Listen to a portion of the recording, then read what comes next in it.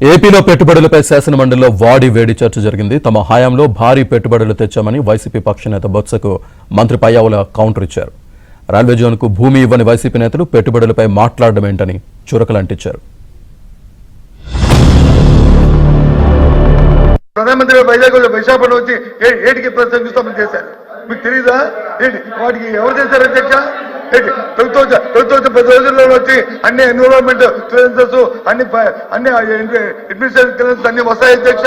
మేము చేయలేదు అధ్యక్ష. అది నెక్స్ట్ క్వశ్చన్. రైల్వే జోన్ భూమి కూడా ఇవ్వని వాళ్ళు ప్రధానమంత్రి వచ్చి శంకుస్థాపన చేస్తే మా ఘనతని చెప్పుకుంటున్నారంటే దండం పెట్టాలండి. ఎట్లా వీళ్ళ డిస్ట్రక్షన్ కి మనమున్న అమరావతి కళ్ళ ముందు కనపడుతున్నటువంటి సాక్ష్యం అధ్యక్ష.